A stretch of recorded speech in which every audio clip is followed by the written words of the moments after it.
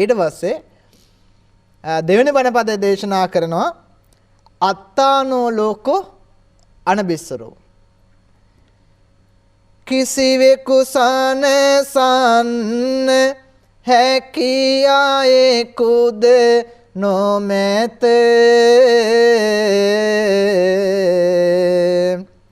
මරණින් ගාලවා ගැනුමට සමතෙක් නොමැත. ලොව කිසිවෙකුට පිහිටට කිසිවෙකුද නැත.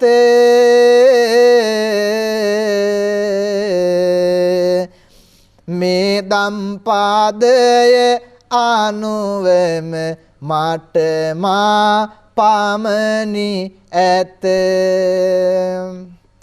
මේ බණපදයෙන් දේශනා කරන්නේ මේ ලෝකෙ මේ සත්‍යයට පිහිට වෙන්න පුළුවන් කිසිම කෙනෙක් නැහැ. දැන් හිතන්න ඔබතුමාට යම්කිසි රෝගයක් තියෙනවා. ඔබතුමා යම්කිසි රෝගයකින් විඳවනවා. ඒ විඳීම ඔබතුමාට කාට හරි දෙන්න පුළුවන්ද? බෑනේ. කාටවත් දෙන්න බෑ. එතකොට නේ දෙවෙනි බණපදයෙන් කියන්නේ අපට යම්කිසි දුකක් හටගත්තා නම් වේදනාවක් හටගත්තා නම් යම්කිසි ආකාරයක මොනියම් හෝ ආකාරයෙන් පීඩාවක් ආව නම් ඒ පීඩාව කිසිම හේතුවක් මත කාටවත් දෙන්න පුළුවන් කමක් නැහැ. ඒ නිසා රජුරවන්ට කියනවා අනේ මේ ස්වාමීනි මට මේක පොඩ්ඩක් තේරුණා මදි. තව පොඩ්ඩක් පැහැදිලි කරලා දෙන්න කියලා කියනකොට රට්ටපාල හාමුදුරුවෝ කියනවා රජතුමාට රජතුමනි ඔබතුමාට මොනියම් රෝගයක් තියෙනවද? ඕනේ මේ හාමුදුරුවනේ. දැන් මගේ වයස අවුරුදු 80යි.